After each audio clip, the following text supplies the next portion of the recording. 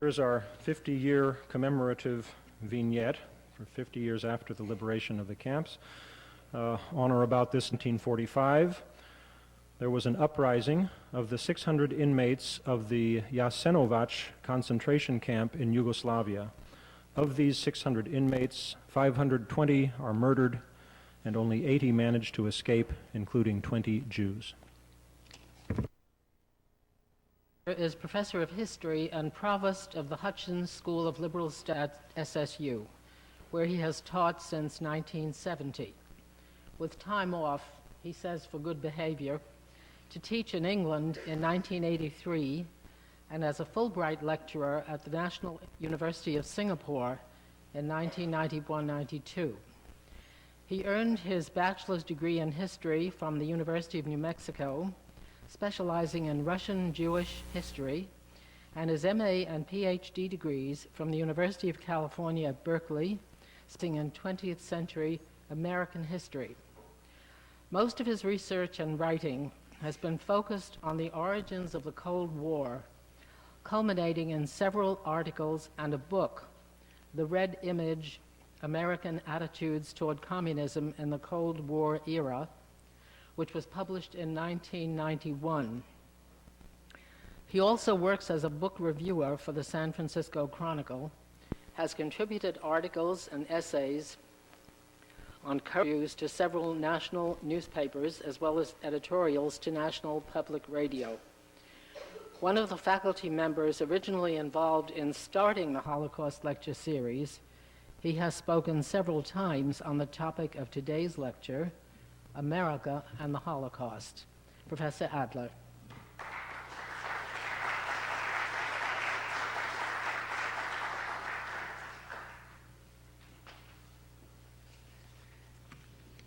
Thank you very much, Sylvia.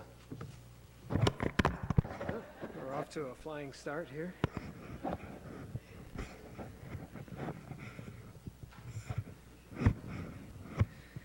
Even though I've spoken on this topic several times, obviously I'm still nervous about the whole thing. I want to thank also the Alliance and the faculty here at Sonoma State University who designed this program years ago, for setting it up, to the late Robert Harris for his work in organizing this lecture series. It's really a privilege to be able to speak to you and to see so many people taking the course and hopefully profiting by it. When I started working on this topic about 10 years ago, I had looked for a way of involving myself in the series, but as an American historian, I wasn't sure exactly how that would come about.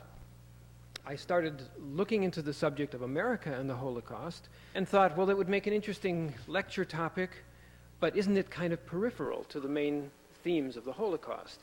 After all, the Holocaust was a European phenomenon. It grew out of the conflicts, the ideologies, the politics, the conditions of Europe. America was really a bit player in the whole process, wasn't it? What was it but a country on the outside that maybe could have done something to rescue people, but how important was the topic?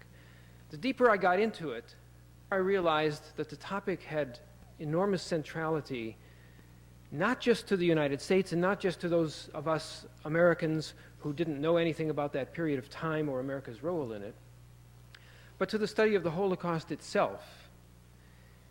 Because I think the Holocaust makes sense in historical terms and in social terms if you look at it as a system.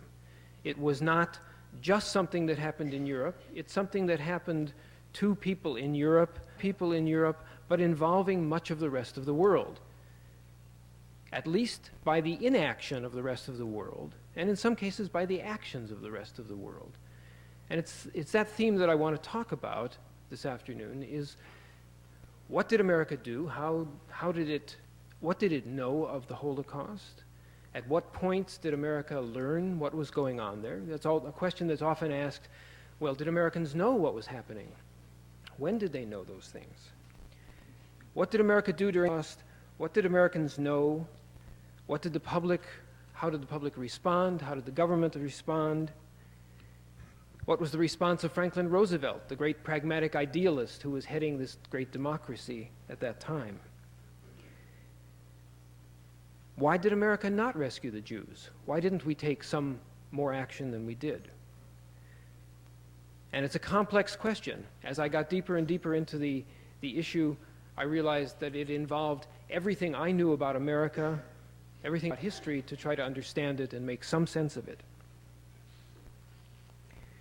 The question was not peripheral at all.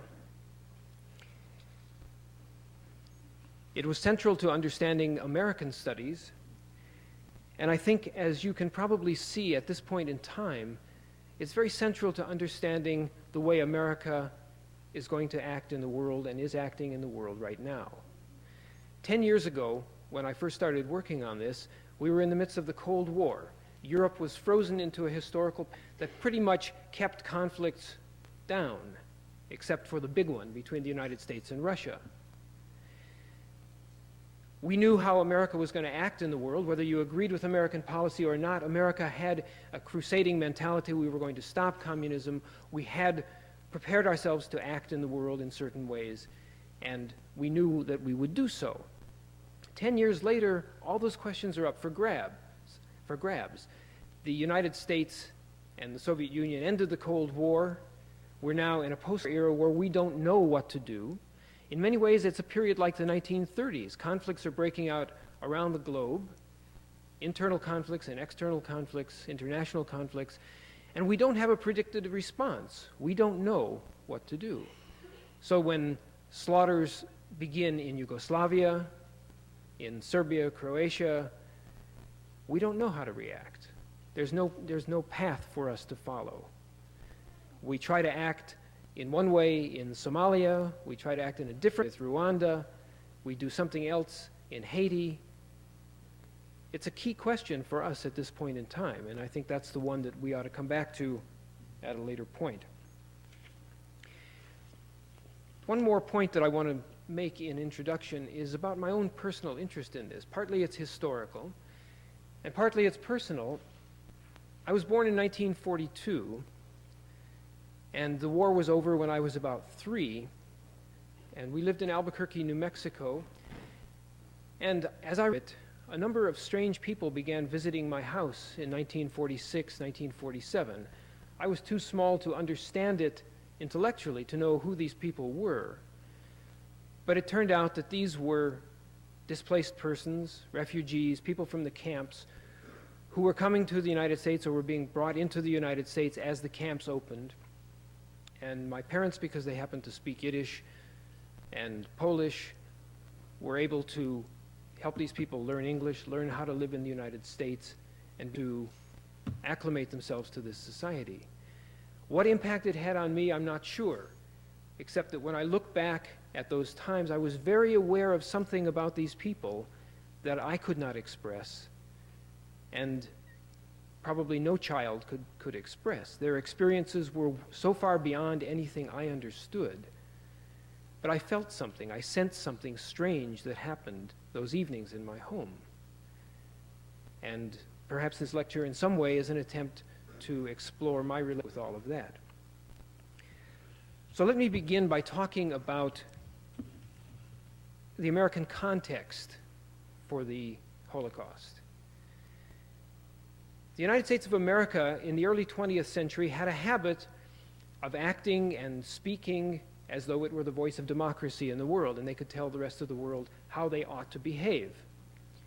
In 1905, when the Russians were heavily involved in pogroms against Jews, when the Tsarist regime was stirring up anti-Semitic reaction in Russia and in the Pale of Settlement, the United States government protested the Kishinev pogrom, sent nasty notes to the Foreign Office of the Russians, told the Tsarist regime to cut it out, stop mistreating the Jews in the Soviet Union, in Russia. It was not yet the Soviet Union.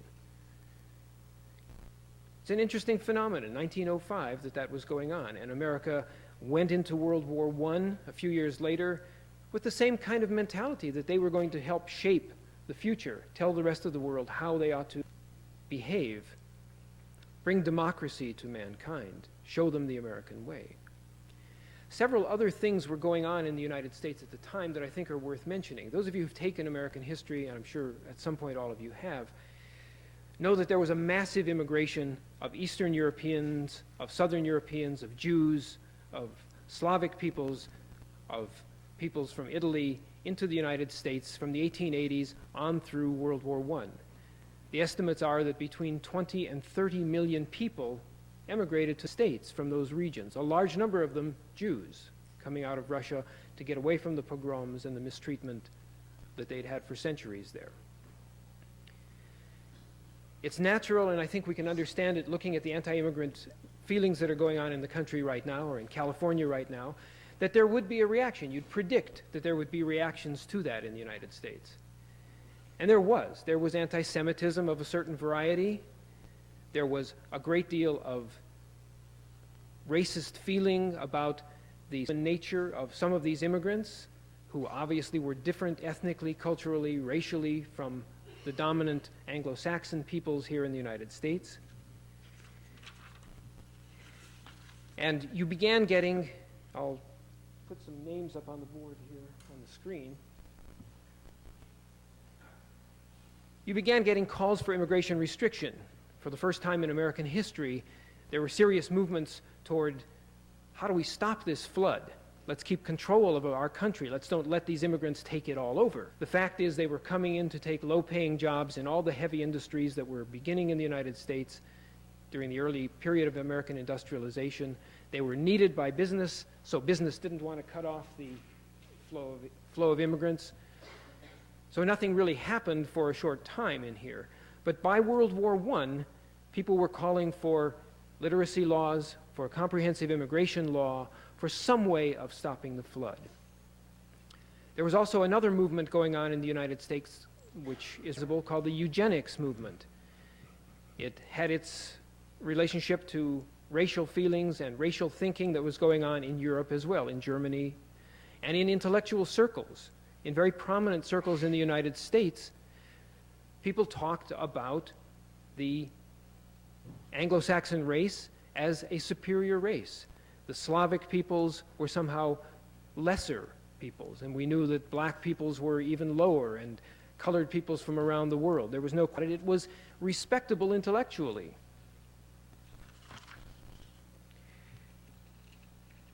This is a quote from a leading intellectual of the time, the sociologist E.A. Ross at the University of Wisconsin. He's speaking about the qualities of these new immigrants coming into the United States. 10 to 20% are hirsute, low-browed, big-faced persons of obviously low mentality. I have seen gatherings of foreigners in which narrowed, sloping foreheads were the rule. The shortness and smallness of the were noticeable. In every face there was something wrong. One might imagine a malicious genie had amused himself by casting human beings in a set of skew molds discarded by the Creator. Eastern European Jews, obviously one of the most foreign of these groups, were very prominent and among those identified in this way. So long before Hitler gained prominence in Germany and Nazi philosophy about race gained prominence in Europe, things were known here in America, were talked about, were respectable to talk about in America. In fact, in 1913, this kind of talk, these kinds of anti-immigration feelings led to the foundation of the Anti-Defamation League of the B'nai B'rith, the first organization to come out and try to stop these types of ideas before they got worse. But it was really the impact of World War I and the Red Scare that followed World War I that led to the restrictive movement on immigration and finally culminated in the immigration laws of 1921 and 1923. As the war ended and the crusade was lost and the crusading feeling diminished in the United States, people looked for blame. Why didn't the world respond? What happened? We had a Red Scare in which we deported thousands and thousands of suspected Bolsheviks, of anybody who seemed to be un-American. The FBI was founded at that time. J. Edgar Hoover was put into the position he occupied for a half century of chasing subversives of one kind or another. And the reaction in Congress during the early 1920s was, let's cut off the flood of immigrants. So the 1921 Johnson Act did something that no law previously had done in the United States. It actually restricted immigration. It said that we would only allow in each year 3% of those foreign-born in the United States in 1910. So that means if there were, 100,000 Italians in the United States, which there obviously were many more in 1910, we'd let in 3% each year after that point, to a total limit of 357,800 for all immigrants. So we were going to cut immigration down from millions to 357,000. That was the law in 1921. 3 years later, the Johnson-Reed National Origins Act was designed to do exactly what one called keep Bolsheviks, wops, dagos, kikes, and hunkies out of the country. This was on the floor of Congress.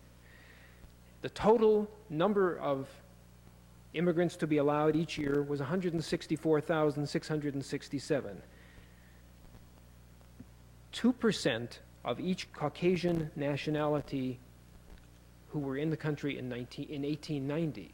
So they were pushing back the threshold to 1890 when there were many fewer of these people, getting the percentage lower. So I think you see what this was all about. These were racially based laws. They were specifically designed to keep certain kinds of people out of the United States. And of course, this does say only Caucasians. It doesn't say anything about anybody else. Just as an example of the impact on the quotas, these were the quota laws, the impact on the quotas of people coming from various countries. The Polish quota in 1921 was cut 1,000 to 6,500 by 1924. The Russian quota was cut down to 2,700. The Italian quota was cut down to 5,802. But the full impact of this couldn't be measured until much later, until when we were in the midst of the 30s, in the midst of the Depression, in the midst of the rise of fascism in Europe, when large numbers of refugees were looking for a place to go. What you found is that these laws were used to keep out precisely the people who were being attacked, discriminated against, murdered, mistreated in European countries.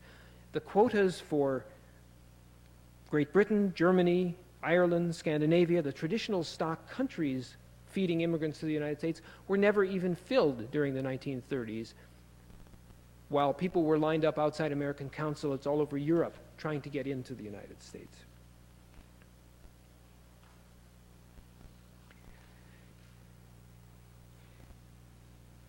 Perhaps the major element that we need to talk about this period is the impact of the Great Depression on American life at that time. There's no avoiding the fact that from 1929 on, America was in a depression. Jobs were lost. At least 25% of the workforce, perhaps more, was out of work. And when people came to Congress and said, let's open the restrictive immigration laws, let's let in more immigrants, the response was predictable. Let them in. They'll take away our jobs, what few jobs there are. So the reaction in the country was almost universal: no, don't open the doors, don't let in any of these people.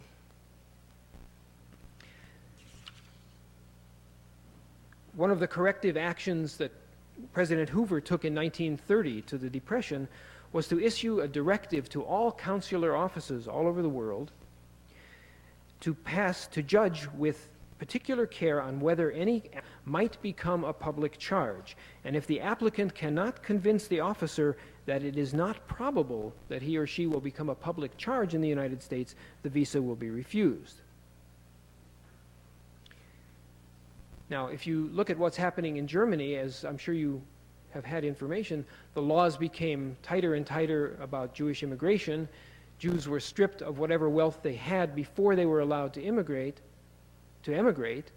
So what chance would they have of convincing an officer that they weren't going to be a public charge?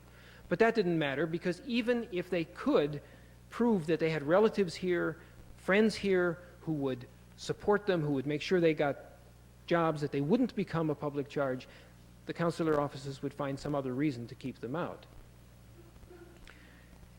But there was no need to let people in. According to President Hoover in 1930, 1932, right before Hitler comes to power, President Hoover said, "With the growth of democracy in foreign countries, political persecution has largely ceased.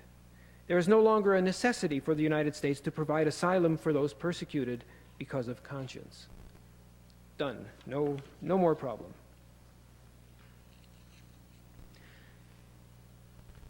America also dropped into the period of isolationism, which you obviously are aware of from other kinds of courses and other subjects. But what it meant politically in the United States was that even the New Deal regime, even Roosevelt regime, which might have been interested, at least theoretically, in opening the door to refugees and helping out in some way to alleviate the problems of those in Europe, couldn't get these laws past Congress. Roosevelt was dependent on the isolationist congressmen, isolationist senators, for votes for his domestic program. If he was going to pass the New Deal, if he was going to keep America recovering from the Depression, then he couldn't do anything but vote to support these isolationist measures. World War I, the theory that was common in the early 1930s about World War I was that we were sucked into that war by the merchants of death, by the arms manufacturers, by those who somehow suckered Uncle Sam into going into Europe to try to straighten things out. We weren't going to fall for that again, were we? So we passed all kinds of laws to prevent helping anybody, where there's a civil war, such as in Spain, aggression in Europe or elsewhere in the world. Uncle Sam wasn't going to help. We weren't going to send arms to either side. That's great.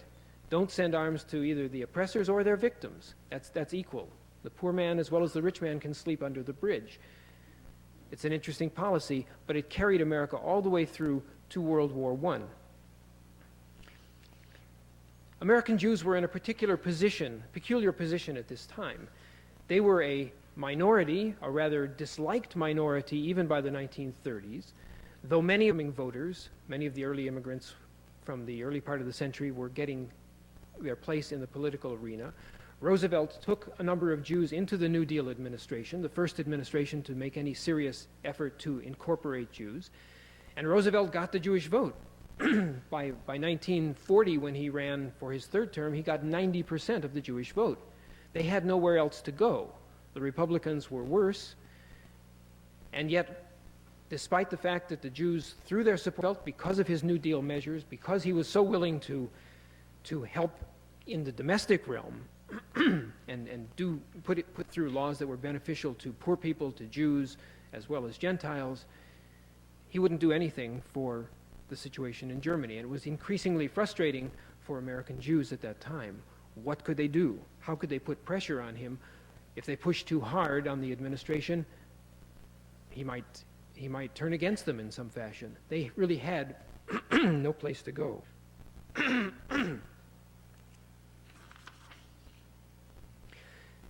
In fact, Roosevelt was under all kinds of pressure.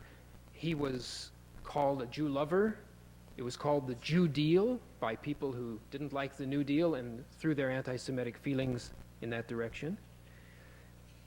Super patriotic groups were growing in the country during the 1930s. We might draw some parallels to things that have just happened in the country now or are happening right now. Groups, neo-fascist groups, the William Dudley Pelley and the Silver Shirts,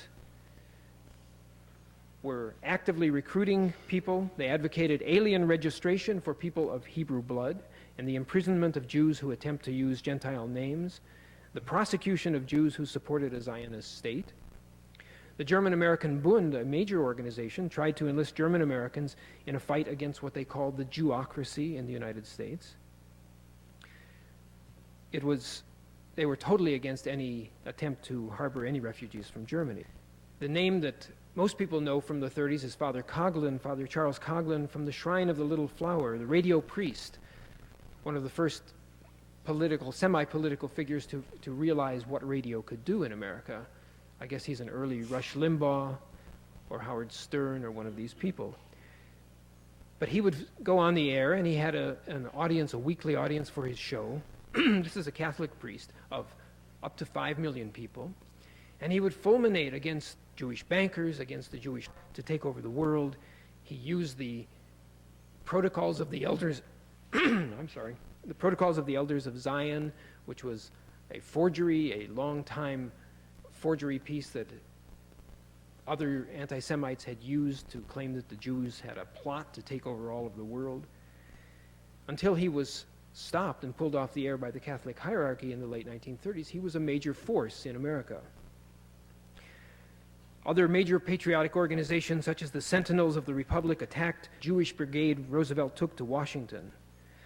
And whenever any attempt was made to liberalize any of these immigration laws, the fascist right was joined by patriotic organizations such as the DAR, the Sons of the American Revolution, the Veterans of Foreign Wars, who were basically nativist. They may not have been extremely anti-Semitic, but they were nativist. They were against any dilution of the American way by foreigners of any kind. The other group that threw its weight against changing the laws against immigrants was the American Federation of Labor, purely for economic reasons. They felt that jobs would be threatened if Jews were allowed into the country.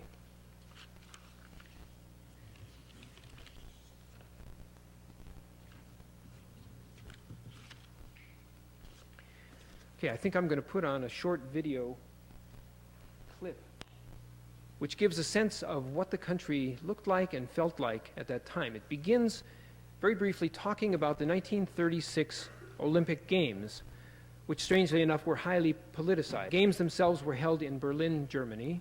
Hitler was in power, very anxious to show off the dominance of the Reich, of the Nordic peoples against all kinds of others. And it didn't work to his benefit to have American blacks win gold medals, and certainly not to his benefit to have Jews on American track teams. So some of the results come out in what I'm going to show now.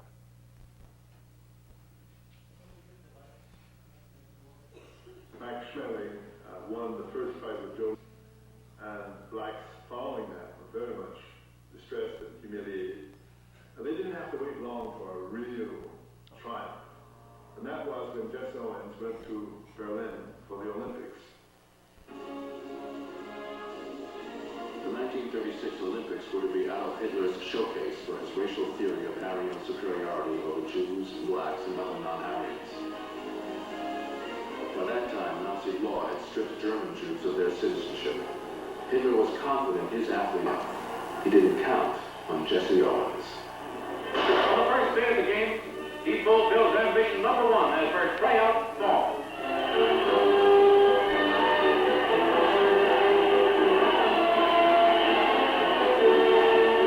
On the second day, he makes it a doubleheader.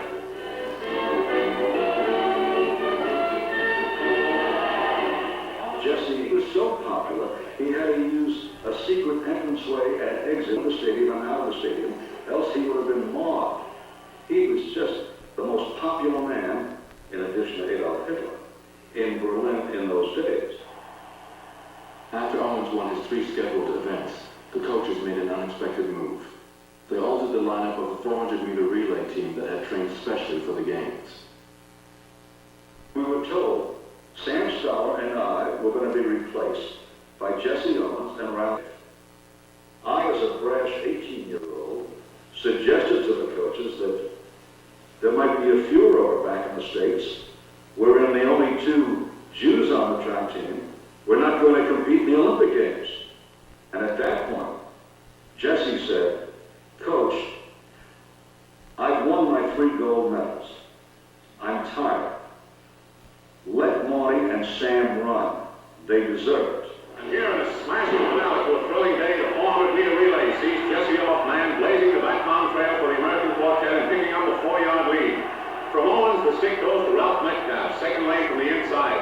The column streak tears around the place. Sam and I sat in the stands, and as Ralph Metcalf ran the second leg down the backstretch, Metcalf passes the stick. I felt myself thinking, feeling, that should be me out there. Draper goes flying in the lead. Frank Whitehall is on his toes for the touchdown. Any of the sprinters in combination could have won that race. Provides a record-breaking climax to America's royal supremacy in track and field.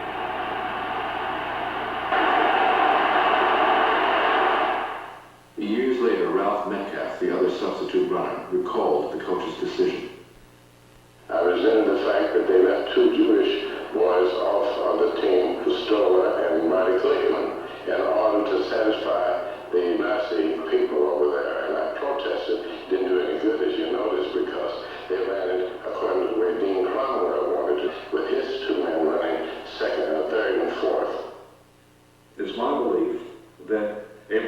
Reich was sympathetic to the Nazi cause and wished not to further embarrass the German authorities, the Nazis, by having Jews stand on a winning podium.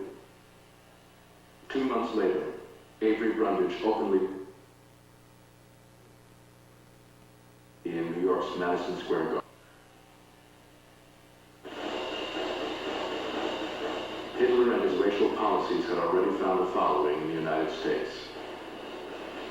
Troops bearing a foreign uniform have been drilling in 19 American cities. Hitlerism has invaded America. In the 30s, there were two causes for the rise of anti-Semitism. The growth of Nazism in Germany, with the movement of propaganda into this country. The Depression, which gave the average American the need to find out who was the fault for his not working, for his having to sell apples on the street. Hard times bred fear, and fear often bred hatred.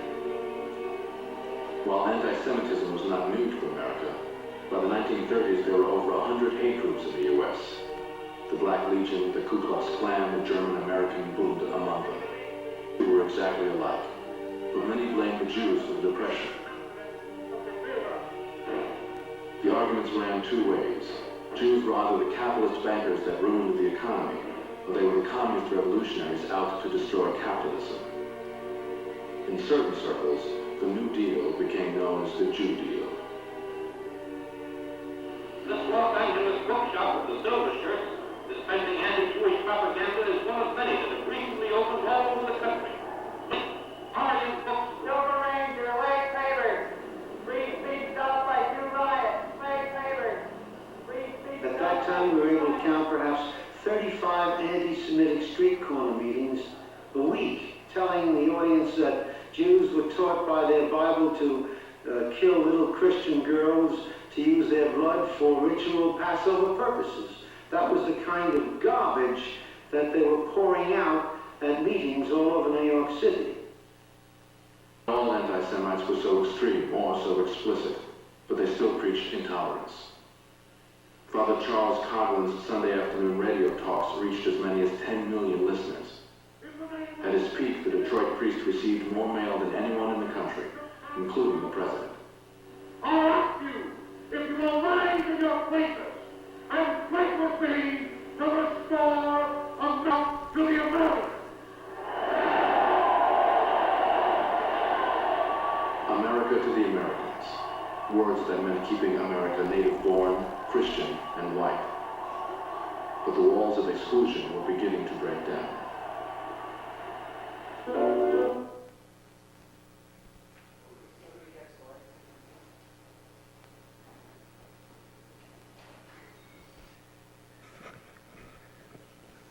Kind of startling to see that stuff in America. The fact is that anti-Semitism was something that ran very deep in American life, and even with the increasing intolerance toward Jews in Germany, publicized in the newspapers, even after information was pouring out about Jews being driven out of the Reich, about all the attitudes toward Jews all around Europe, Americans weren't much impressed by it. After the Kristallnacht massacre, attacks on Jews, a pogrom that took place in November of 1938 in Germany, which did receive wide publicity in the United States, public opinion polls showed that only 8.7% of the American population favored changing our immigration laws to let in refugees. 83% said no way. That's in 1938. In March of 1938, a little before that, the majority of Americans, according to the best public opinion polls we had, believed that the persecution of the German Jews was wholly or partly their own fault. Talk about blaming the victim. In 1940, 63% of Americans who responded said Jews have, quote, objectionable traits. In 1944, at the height of World War II, even after we knew irrefutably the death camps, about the millions of Jews that had been murdered. 24% of the respondents in the United States saw the Jews in public opinion polls as, quote, a menace to America. From 1938 on, as America approached World War II, large numbers of people attacked the Jews for trying to get America involved in the war. Obviously, they must be the bankers and the munition makers and the ones who want to get America into the war. Those people who argued we should do something to stop Hitler. As late as 1948, this is after the war, when the refugees were coming out of the camps, when there was every bit of evidence, as we know, this is the 50-year commemoration of the openings of the camps, 60% of the American population favored, quote, special limits on the number of Jewish refugees allowed into the United States. So this stuff did not die very easily.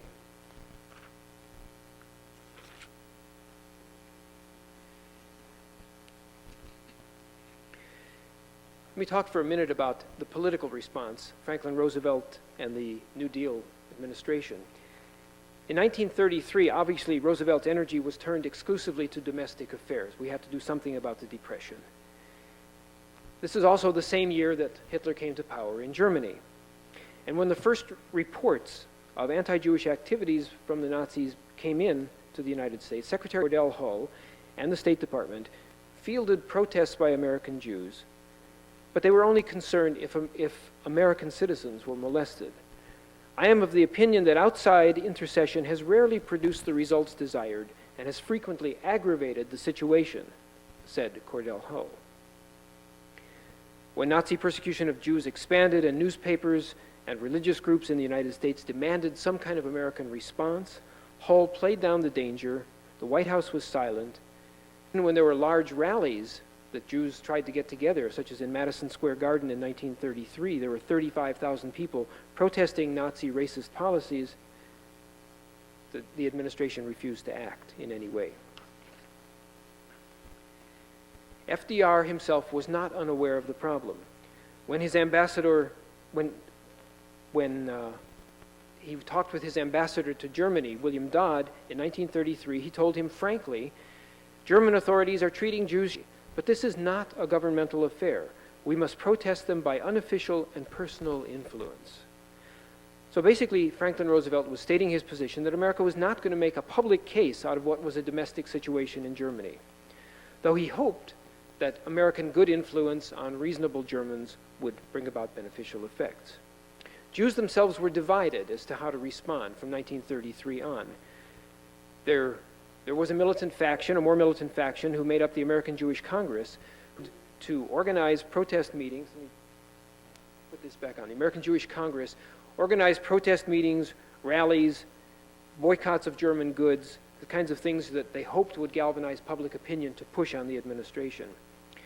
The more conservative approach from the American Jewish Committee, these were the more established Jews, the ones who had been here a longer time, the ones who were slowly being drawn by the New Deal administration into positions in government.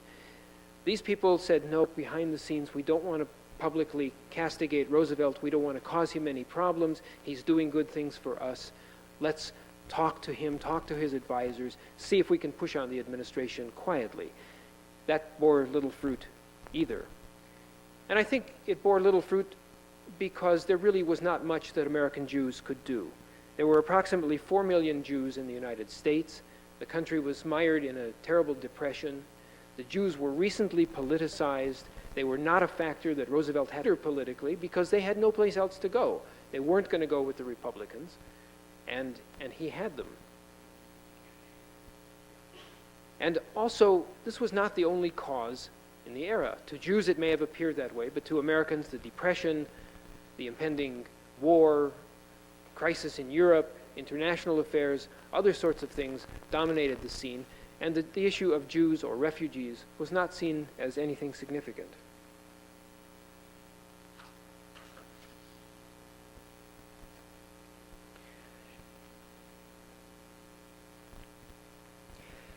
In 1936, James MacDonald, who at that point was the High Commissioner for Refugees for the League of Nations, I suppose he's the same position that the man that you spoke with, Phil, in Washington is for the United Nations, realized that there was a crisis, a refugee crisis all across Europe. The effects of the Nazi policies were increasingly putting pressure on neighboring nations to accept people driven out of the Reich. As Germany began expanding into Austria and elsewhere in Europe, more and more people were beginning to flee. There was a refugee crisis. What to do about it? The High Commissioner on Refugees, James MacDonald, tried everything he could to press the League of Nations, to press on individual governments to do something about it. He finally resigned in 1936 at the failure of the League of Nations to do anything. He wrote a 27-page letter, enormously angry letter, parts of which later became public, to the Secretary General of the League of Nations. And he said, when domestic policies threaten the demoralization and exile of hundreds of thousands of human beings, considerations of diplomatic correctness must yield to those of common humanity. He went to a prominent American Jewish philanthropist named Felix Warburg, who headed the Joint Distribution Committee, to try to get the United States to accept 15,000 to 20,000 young Jews a year to help out in this situation. Warburg sent a letter to the governor of New York, Herbert Lehman, who passed it on to Roosevelt, a friend of his, asking to increase the immigration quota for Jews. FDR passed the letter on to the State Department, which quickly sent a reply to Lehman informing him that there was no Jewish quota, and that a maximum of 25,957 Germans of all faiths, without reference to religious beliefs, could be admitted to the United States. There was no reference at all to the proposal that was being made. MacDonald also tried to get the British to evacuate 100,000 young Jewish men in Germany during the next 4 to 5 years. Britain promised to study the matter. Finally, MacDonald went to the State Department in the United States proposing joint Anglo-American cooperation to admit Jewish refugees. The State Department response was very characteristic. This would involve intercession in behalf of a non-American group for the purpose of obtaining for them preferential treatment as compared with other groups. This was in 1936 and 1937. By 1938, Anschluss, after the Germans had taken over Austria, Franklin Roosevelt himself realized that the refugee crisis was reaching an increased pitch, and something had to be done. So a conference was set up at Evian on Lake Geneva in Switzerland. The Evian Conference was the first of 2 major refugee crises that were held during this, refugee crisis meetings that were held during this period. 32 nations attended, but it was very clear early on that none of the nations were willing to refugees. The American nations, Latin America and North America, had various reasons but no room. France had already taken 200,000 refugees and 3 million aliens. The Netherlands and Holland already had taken thousands of Jews and other refugees. The United States merely pledged to accept the full 25,000 quota of German refugees, no more than was already on the books. The one thing the conference did do was set up an intergovernmental committee to continue the work, but it produced absolutely no results. The German press, Nazis, very quick to see what the tenor of response in the West was, used it in a very self-congratulatory way. They said, we see that when one likes to pity the Jews, as long as one can use this pity for a wicked agitation against Germany, but that no state is prepared to accept a few thousand Jews. Thus, the conference serves to justify Germany's policy against the Jews.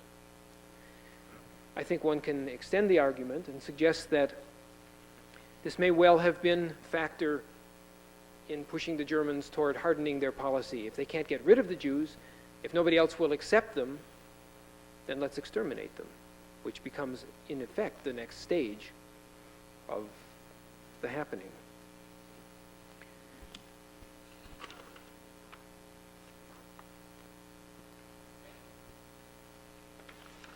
Let me give one further example before I show another cut of a video on the same period. The last attempt that was made politically in the United States to do anything about it came in 1939, after Kristallnacht in November of 38. Senator Robert Wagner of New York and Representative Edith House in the House of Representatives, Edith Rogers in the House of Representatives, introduced a bill which tried to answer every objection that could be made about admitting Jewish refugees or refugees from Europe. The bill stated that the United States would allow 10,000 Jewish children into the United States over the next 2 years, 10,000 a year for 2 years, so a total of 20,000. They would be under 14 years old, apart from the regular German quota. These were to be adopted by American families. The costs were to be assumed by reputable individuals and organizations. They were not permitted to work, so as to avoid labor opposition to all of this. And they'd be reunited with their parents as soon as safe conditions could be found. So there was nothing to, they might become permanent residents of the United States. The Quaker organization, the American Friends Service Committee, volunteered to be the organization that set up the housing, that took responsibility for this whole operation. Eleanor Roosevelt strongly supported the bill. Many prominent people stood up and said this was a great idea. But what you can begin to see here is the strength of the coalition against it. Here's a bill that answers every conceivable argument, that seems not to threaten any American involved, and is backed by the wife of the President of the United States as well as numerous people in Congress. And it went down to flaming defeat. In fact, it was never reported out of committee. It demonstrated the strength of the anti-immigrant coalition. The refugees have a heritage of hate, said the leader of the Widows of the World War I Veterans Organization. They could never become loyal Americans. That wasn't the point at all. They weren't going to become Americans at all. Roosevelt did not support the bill.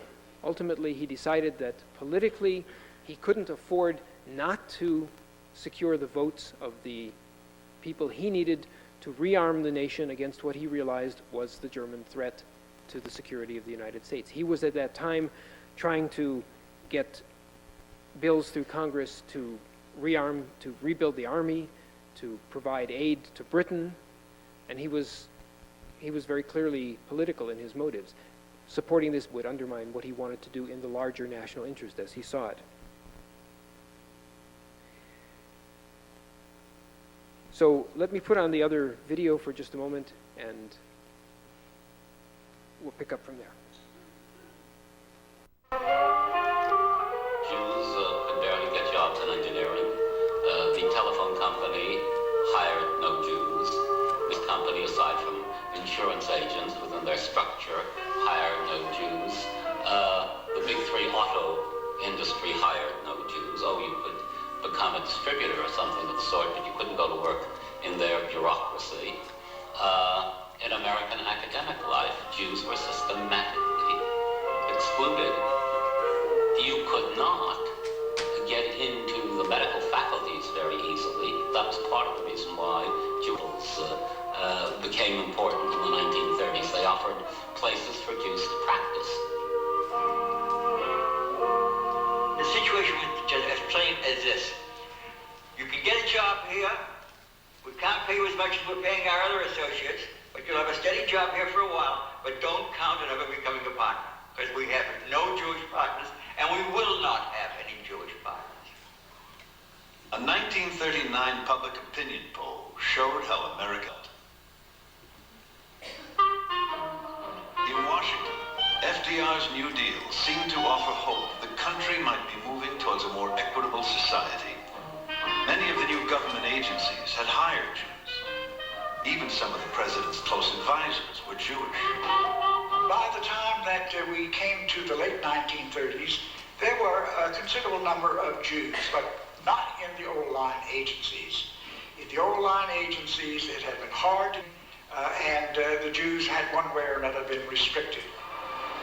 The State Department was an old line agency, staffed with career diplomats. It reflected a conservative bias forged before World War I. These crafters of U.S. foreign policy believed in the superiority of white Northern European stock. In the atmosphere of an exclusive gentleman's club, they often reflected the anti-alien sentiments of American society.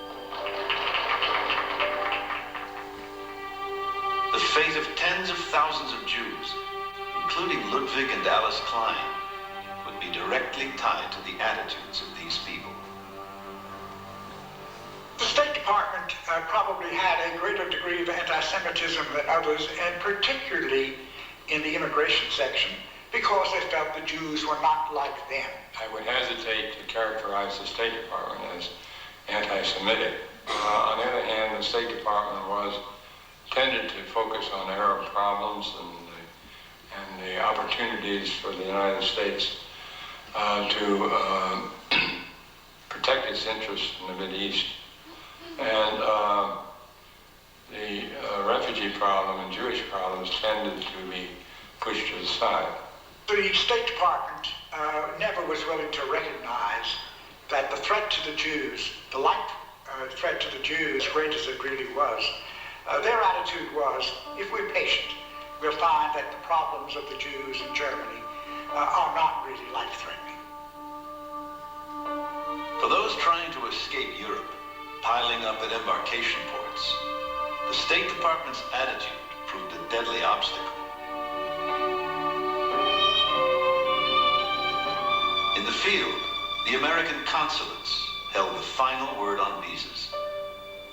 American consulates in Europe, anti-Semitism was widespread. There's no doubt about it. We have clear evidence. I learned in my own research that particularly it was seen in Zurich, in Oslo, in some consulates in Vichy, France, and in Lisbon. In fact, the situation was so bad in Lisbon that American Jewish groups had to go to the Quakers and request that they send a non-Jew to Lisbon to try to persuade the American consulate there to stop the obstruction of Jewish immigration. My sister and I set to work day and night.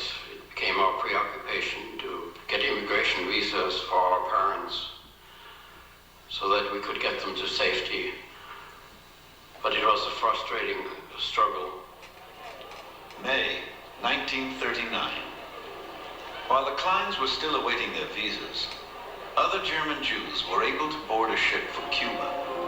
And so, over 900 of these unfortunate people, all with visas for Cuba, and the numbers for the United States, leave Hamburg and St. Louis, happy in anticipation of a new life far from Germany, where their experiences under the Nazi regime will only be a sad, sad dream.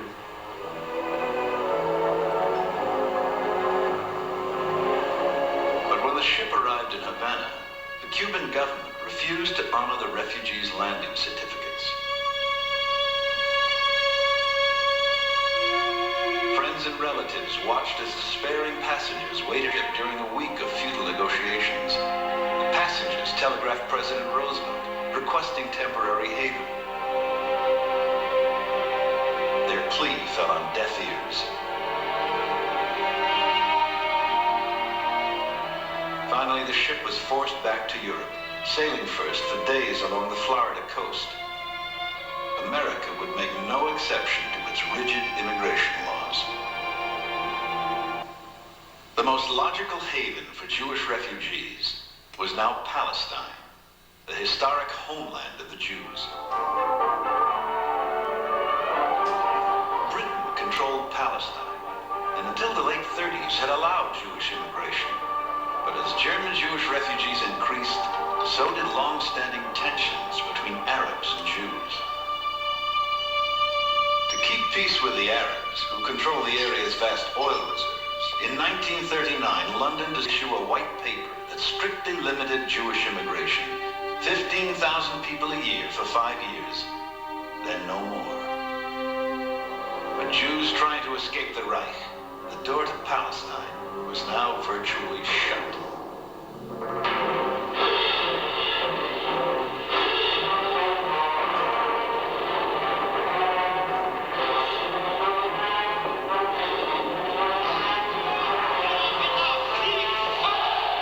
With the German invasion of the situation grew ever more dangerous. If Jews again drive Europe into war, the Jewish race in Europe will be destroyed.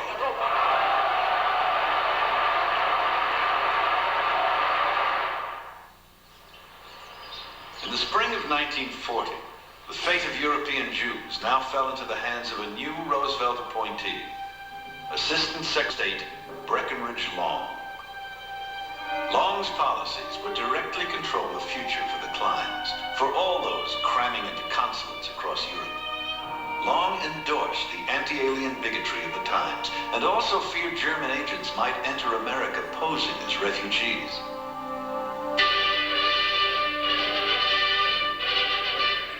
Today's threat to our national security is not a matter of military weapons alone. We know new methods of attack. The Trojan horse, the fifth column that betrays a nation unprepared for treachery. Spies, saboteurs, and traitors are the actors in this new strategy. National security was, of course, a legitimate issue. But what Breckinridge Long did was to exaggerate the problem and use it as a device to put into force the anti-alien policies department. To what extent anti-Semitism was involved, we're not clear, but what we do know is that as a result, immigration was sharply cut.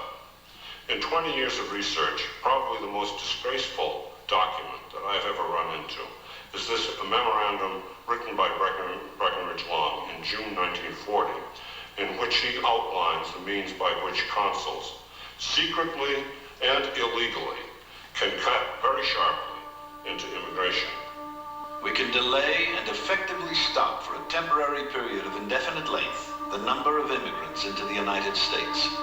We can do this by simply advising our consuls to put every obstacle in the way which would postpone and postpone and postpone the granting of the visas. At the end of August 1940, my father wrote the following. Dear children, a few days ago we received the following from the American consulate in Stuttgart. And I quote, due to a change of circumstances, it is now necessary to reassess those immigration applications that had already been approved as being insufficient. In many cases, this approval will undoubtedly have to be rescinded. We are therefore advising you not to make any preparations for such a trip, or if you have already made such steamship reservations, to cancel them until you hear from this consulate again. That financial losses for you or your guarantors. American Vice Consul. End of quote. And my father continues. As you can see, our immigration will not go as fast as imagined, and we regret you will be disappointed. Well, I'm sorry. Story doesn't have a happy ending. Long, in my mind, is a terrible villain, but he wasn't a bad person. He just was somebody who shared a dominant viewpoint in American society at that time and was in the position where he controlled the machinery. He was one of many bureaucrats who shared anti-alien feelings, who used what David Wyman, the historian who spoke on the screen, called a security psychosis to give him reason for keeping out any of these refugees. They might be German agents. The Germans might infiltrate agents among them. By 1940, security provisions were so tight that it was no longer possible to issue visas to anybody with, quote, close relatives under Nazi control. This was the relatives rule. 3 security screenings were involved in the visa application. The visa application itself by this point was 4 feet long, both sides. It required refugee sponsors, detailed information on the refugees, references on their sponsors. If you were turned down, a review committee was set up, and these are some of the quotes of some of the review committee questions which were asked of the people who were trying to immigrate or their sponsors here in the United States who were already here. Are you Jewish by race or faith? Do you belong to any political group or organization in this country? Have you read Tolstoy? Did the Social Democratic Party want to change the government of Russia? Would you call yourself a socialist? What are your political convictions now? These are all quoted from the results of those documents. So it looks to me as though the State Department was treating refugees as if they were applying for security clearance to work at the Manhattan Project on the atomic bomb, rather than for entry to the United States. There was no chance these people were going to get in. So what I think we can see is that the United States was not just responding during this period, it was active in preventing the rescue of any of these people. Whether Roosevelt knew at this point, which I doubt, the actions of his own State Department, he let it happen and bears a degree of responsibility for that all his other deeds can't erase. When in 1941, November of 1941,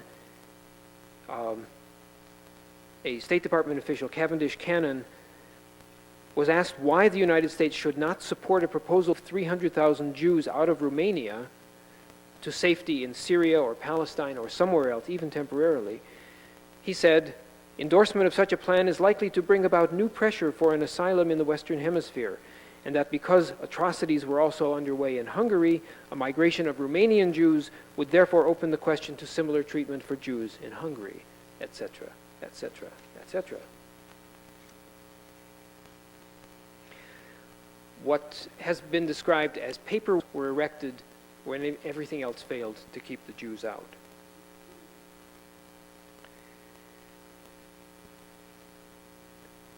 This is in 1943, the spring of 1943, when there was some discussion of trying to persuade the Allied countries who were at war with Germany to negotiate with the Germans for the release of Jews.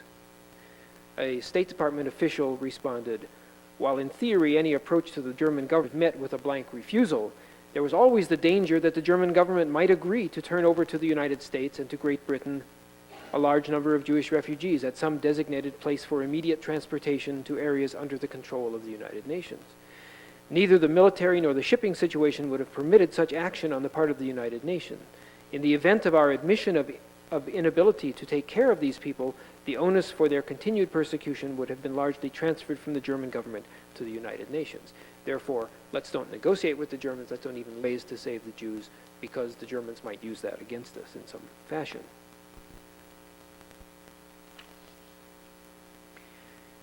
The last question that I want to take up has to do with what Americans knew about the actual Holocaust and when they knew it, because one of the arguments that clearly can be made is, well, had we known how bad it was or what was going on, we would have done something, right? Wrong.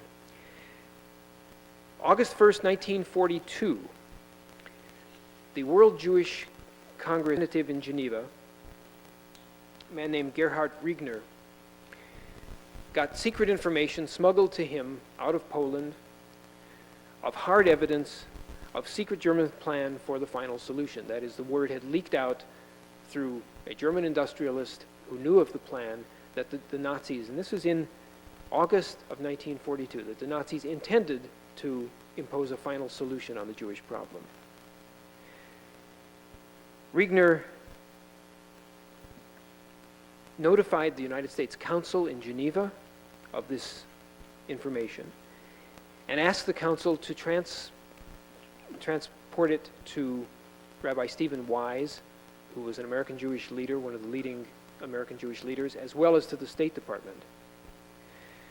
The council did not give Rabbi Wise the information for 3 weeks, and even then the information did not come from the United States, but from the British Foreign Office, who did notify.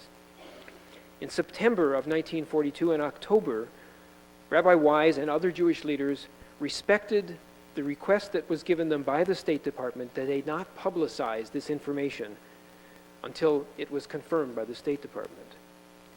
Officials then tried to place mass disappearance of Jews in Poland in logical categories. Well, maybe they were sent to slave labor camps. Maybe they were going to factory work. It wasn't conceivable that they were being slaughtered systematically. Then the reports began to come in, not just from Jewish, from Polish sources, from the Polish government in exile, from Swiss sources.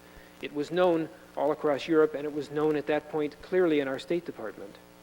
In November, 3 months later, Undersecretary of State Sumner Welles called Rabbi Wise into his office and said, "I regret to tell you that our information confirms and justifies your deepest fear. There is no exaggeration." That evening, Rabbi Wise held a press conference confirming that 2 million Jews had already been killed in an extermination campaign aimed at wiping out all Europe. The Nazis were in the process of moving Jews from all over Europe to Poland for mass killings.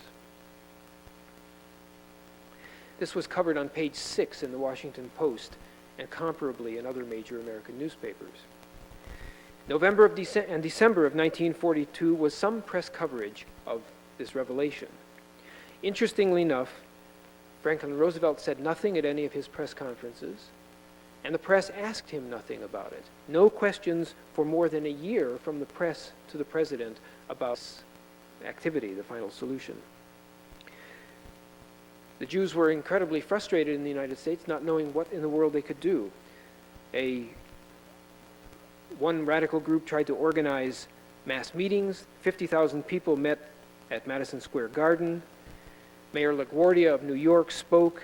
They came up with an 11-point proposal that they gave to the United States government, asking that the United States government approach through neutral channels Germany and the satellite governments to secure arrangements for the Jews, that swift establishment of havens of refuge by allied and neutral nations be set up, that the revision of U.S. immigration procedures to permit full use of the quotas be agreed to, that agreement by Great Britain to take in a reasonable proportion of Jewish refugees be set up, agreement by Latin American nations to modify their extremely tight immigration regulations and provide temporary havens for the Jews be organized, a consent by England to open the gates of Palestine to Jews, and several other points coming to 11, presented to the administration, and of course, as you can guess, nothing happened. In March of 1943, a man named Peter Bergson and a Jewish-American producer named Ben Hecht produced a series of rallies which were televised, which were highly publicized, which were held in major cities in the East, including Washington, D.C., called We Will Never Die. It played to 40,000 people in New York. It was a 90-minute performance, a drama dramatizing the situation and ending with a memorial service chanting the Kaddish for dead Jews of Europe. It's repeated in other cities. Eleanor Roosevelt, 6 Supreme Court justices, 300 senators and congressmen attended the performances, but the laws weren't changed. March 15, 1943, Jewish organizations led by Rabbi Wise set up the Joint Emergency Committee to try to influence the government to have another conference to do something about this terrible situation. It was as a result of this that the second conference on refugees was held in April of 1943 in Bermuda. This was the last hope of the American Jews, is that something, getting the British leaders, Anthony Eden was there, the Foreign Secretary, American Undersecretary Sumner Wells was there. Even the Archbishop of Canterbury spoke before this meeting started, saying, "We stand at the bar of history, of humanity, and of God." The British argued at the Bermuda Conference that there's a possibility that the Germans may change from the policy of extermination to one of extrusion, with the aim, as they did before the war, at embarrassing other countries by flooding them with immigrants. It's hard to imagine anything colder than that being said by a diplomat, though the tone is certainly diplomatic. The conference basically was set up as a sop to public opinion. Roosevelt had nothing to do with the conference. No Jewish organizations were involved or invited. The State Department opposed any action by only 5 news correspondents were allowed to go to Bermuda for the conference. The conference was set up with ground rules that prohibited any special emphasis on the Jews as a question. There was no discussion of approaching the Nazi satellite states. There was no discussion by a prior agreement with Britain about Palestine. The time was spent at this conference talking over a very small number of Spanish refugees who were stranded somewhere. And the only thing they did was recognize that they should reorganize the International on Refugees. The effect was the final demoralization for American Jews. They realized that there was nothing that could be done at all. This is the response of a Hungarian Jewish writer who was in England during the war named Arthur Kessler. He was writing for the London Times, and this is an article he published called On Disbelieving Atrocities. This was his attempt to understand and explain what was going on. There is a dream which keeps to me at almost regular intervals. It is dark, and I am being murdered at some kind of thicket or brushwood. There is a busy road at no more than 10 yards distance. I scream for help, but nobody hears me. The crowd walks past laughing and chatting. We, the screamers, have been at it now for about 10 years. We started on the night when the epileptic van der Lubbe set fire to the German parliament. We said that if you don't quench those flames at once, they will spread all over the world. You thought we were maniacs. At present, we have the mania of trying to tell you about the killing of the total Jewish population of Europe. So far, 3 died. It is the greatest mass killing in recorded history. It goes on daily, hourly, as regularly as the ticking of your watch. I have photographs before me on the desk while I am writing this, and that accounts for my emotion and bitterness. People have died to smuggle them out of Poland. They thought it was worthwhile. But the other day I met one of the best-known American journalists over here, that is in England. He told me that in the course of some recent public opinion surveys, 9 out of 10 average American citizens, when asked whether they believed that the Nazis commit atrocities, answered that it was all propaganda, lies, and that they didn't believe a word of it. As to this country, I have been lecturing now for 3 years to the troops, and their attitude is the same. And meanwhile, the watch goes on ticking. What can the screamers do but go on screaming until they get blue in the face? The pattern that was established throughout World War II was that the dominant aim was to win the war. Whenever the State Department or the President or anybody was asked about rescue of Jews or helping out any of the problems, it was, our goal is to win the war. That's the quickest way that we will benefit your people or any of these people. There was no comprehension of the catastrophe that was going on. People couldn't understand that this was real. I suppose in the same sort of way that we find it hard to comprehend what's going on in Rwanda, what's going on in Yugoslavia.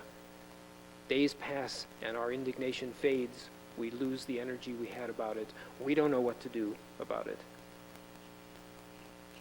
There were arguments during the war that if we sent money, as many people tried to do, to collect money to help the refugees in Europe, well, that money might fall into the hands of the Germans if it got sent to Europe. So therefore, the Treasury Department at first, the State Department refused to license the export of money or goods or any kinds of supplies to the refugees who were in camps all over Europe. Any negotiations that were talked about with the Germans, they said, might be seen by the Russians, our allies, as an attempt at a separate peace with them, and it would therefore shake the alliance between Russia and the United States. Ultimately, by late in the war, when the Nazis actually attempted to ransom Jews for trucks, money and supplies, well, clearly those would undermine the war effort. We weren't going to supply our enemies with those kinds of things. It was only in late 1943, after the failure of the Bermuda Conference, that the only positive thing that happened during the war occurred. The Secretary of the United States Treasury, his name was Henry Morgenthau. He was a close friend of Roosevelt's. He was an old-line, conservative Jewish leader. He certainly was one who was part of the establishment. He had been a banker in New York.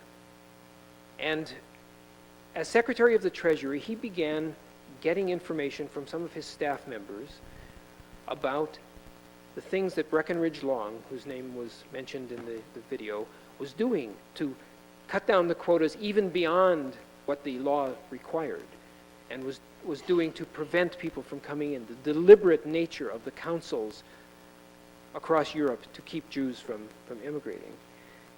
And some members of his staff, including a man named John Pele, who was also on the screen, began investigating what was going on over at State Department. And they discovered some of these memos. They were, as government officials, able to look at other government officials' documents. And they were horrified by what they saw. And they went back to Morgenthau and they said, you've got to do something. You have an in with the president. You can tell him what the State Department is doing. Perhaps something can happen. And once all the information got to Henry Morgenthau, he decided he had to act. And this was already late 1943. He went to Roosevelt, and more for political reasons than anything else, Roosevelt became aware that if this material got leaked to the press, if it came out, the State Department was actively refusing to process immigrants, doing everything it could to keep people out, this could be a political hit against the administration. He decided to preempt that and took the only action that he did. He set up a thing called the War Refugee Board, which from late 1943 to early 1944 to the end of the war, did indeed take action to save Jewish refugees. Took a number of very positive action and maybe saved up to 200,000 people who were in Nazi satellite countries who still could be rescued. The government provided almost no funding for this, even though it was set up as a government agency. Private money was sought, Jews contributed, non-Jews contributed, but it was the only action that was taken as the war was winding down. The War Refugee Board itself, and John Pele, its director, attempted to do one more thing in 1944. Since the Allies by this point had complete air control of most of Europe, they said, we know where the crematoriums are, we know what these camps are being used for, we know that the trains are running on schedule bringing Jews in.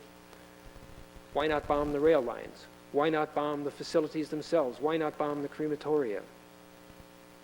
Seemed like a reasonable answer to them. The request, of course, went to the War Department. The War Department hardly thought about it before they said, no, we can't afford that. We can't take any of the energy we've got and manpower we've got away from the task of winning the war. This is the way to save the Jews, win the war. They can rebuild the rail lines overnight. Why bother doing that?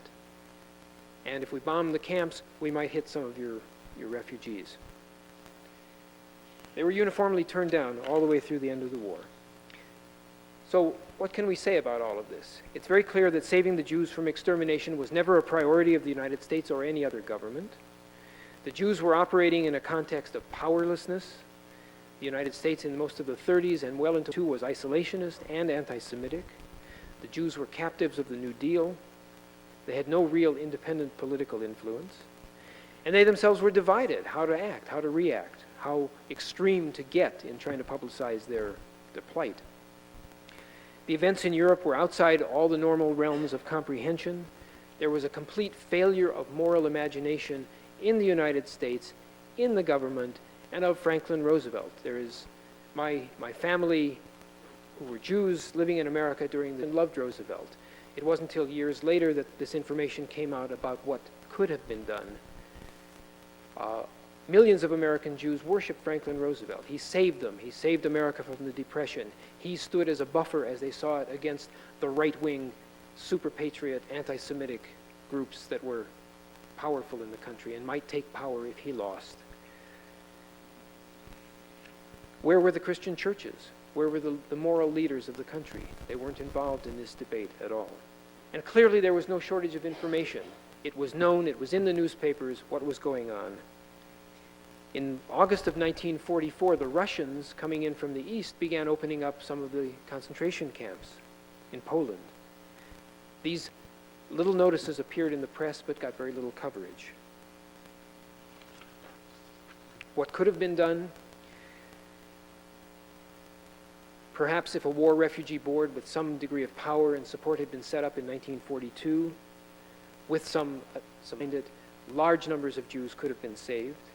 The United States could have pressed on neutral nations, on Nazi satellite nations, especially as the war was going on and it was clear the Nazis were losing, to save the Jews, if only to protect themselves from being tried for war crimes.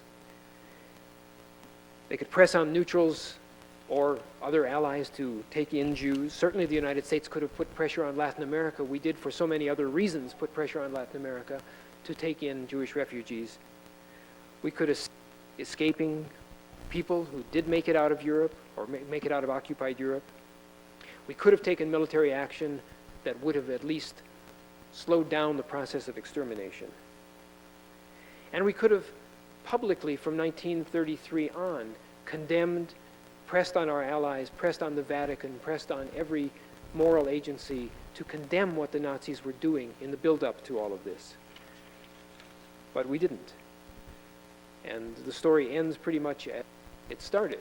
It was indifference, and America's role is something that I think we can only be ashamed of and perhaps look to the future to figure out a better way of reacting. So I thank you very much.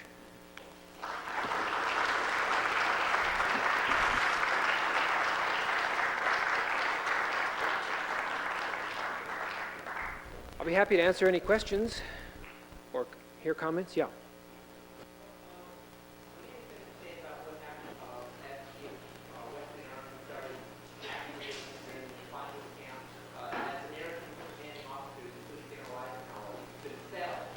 stop camp. At that point, what can you say about remedial action taken to help with the actual thing? Well, the question was when the Americans finally did begin liberating the camps and people like Eisenhower went through and saw what was going on, a number of things were done. The Army did provide supplies. They did try to ameliorate the conditions for those who were left. And we were instrumental after the war in setting up camps and working with the British to set up places where refugees could be healed, could be brought back to some kind of a live-in. But we still were not willing to make much difference in terms of letting them emigrate to the United States or pushing the British to release their policy on Palestine. A lot was not done. Certainly Eisenhower's actions and the others gained publicity. The papers did finally play up the camps, and Americans were horrified. Why weren't they horrified years earlier? The information was there. That's my response. Yes, ma'am.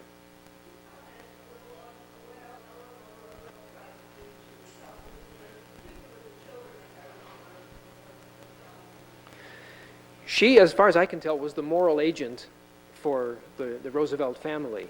She continued to try to press Franklin to do something about it, and for many reasons she was not able to convince him at crucial stages to do anything.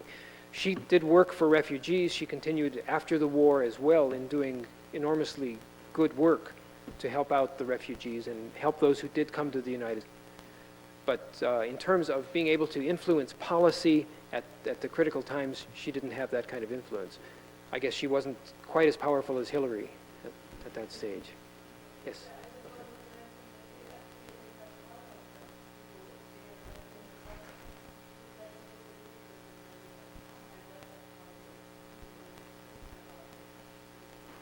She was public about her disagreement with about it.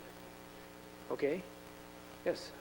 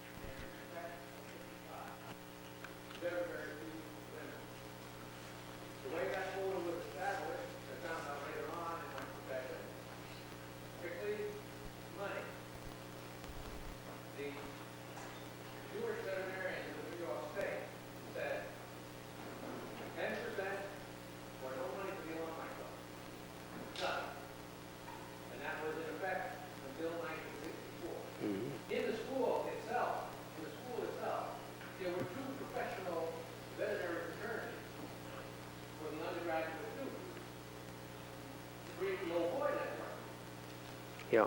White Christian men only. Right. In the charge.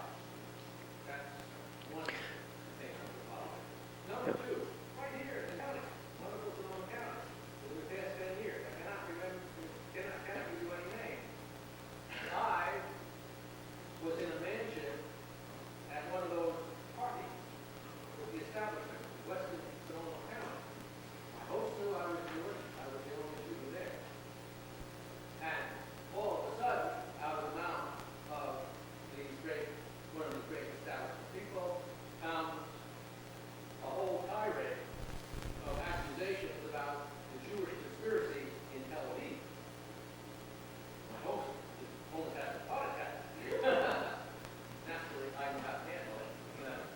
But not ignoring it, just not agreeing with it. Yeah. Yeah. So it's there, and they out of the law. The law doesn't allow it.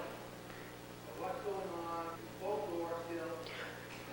Well, we certainly know that anti-Semitic attitudes are out there in the right-wing groups.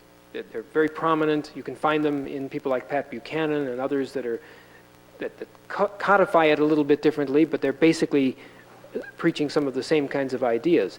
The fact is, though, I do want to stress this, that a major change in American attitudes toward Jews did occur after the war. It is in the 1950s and 60s that the restrictions, the code, the limitations on numbers of Jews, the quotas are pretty much erased from academia, from medical training, from all the professional areas, it becomes not something to do. It doesn't mean that there still aren't establishment people as well as ignorant people who carry these ideas on, but America made a major switch. The sociologists, talk about Protestant, Catholic, and Jew as the three religious pillars of American life. Somewhere in the 1950s, this becomes a way of talking about it, as though Jews were now included rather than excluded. So there is a transition. Whether that had anything to do with the remorse Americans may have felt about the Jews during the 30s and what we didn't do, I don't know. I doubt it. I think it probably had to do with other factors about domestic life.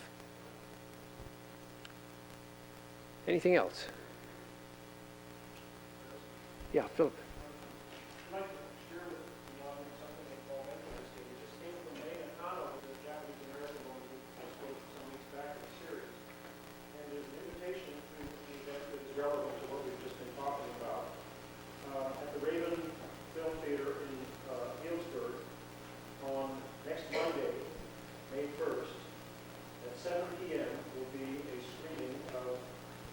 Documentary. This is presented by KRCB, Channel 22. Documentary in Our Town, the inspiring story of how Billings, Montana residents stood together for their neighbors who were under attack by white supremacists. I won't read the whole thing. I'll put it up here in case you're interested. They want people who wish to come to that initial screening next Monday to RSVP because seating is limited, and they give a number here to call. So if you're interested in that, I'll leave this up here in the stage to peruse. Oh, Les, I have a question. Is there any direct evidence, documentary evidence, that Franklin Delano Roosevelt was not only affected by the various anti-Semitic streams of thought that you have described, but that he explicitly refused to allow the military to bomb the rail lines leading to the death camps or the installations in the death camps themselves because afraid of losing the anti-Semitic vote in 1944? Did Wyman come up with that kind of... Wyman has not come up with that. I've never seen anything that directly links Roosevelt to these kinds of anti-Semitic feelings. He was clearly upper class, northeastern, patrician, white, Anglo-Saxon based in his attitudes, but he does not seem to have been anti-Semitic. Certainly from the people who he surrounded himself with in the administration, he didn't share those things. In terms of the war, I believe he deferred to the war on all those decisions. He did not involve himself in that particular decision that I can remember. That as far as he was concerned, it was a military decision. And for him to have overruled the military would have been an act of raising the morality question, which he never explicitly did in any way. But I don't think he was anti-Semitic. I'd be very surprised if there's documentary evidence of that. Of losing those votes. I doubt that that was the case. I think many of those fringe groups, he certainly had already lost the America Firsters. They were going to go a different way. The isolationist vote wasn't going to go with him anyway in the late 30s and for the 1940 election. And I think he could write that group pretty much off. Yeah, one more comment.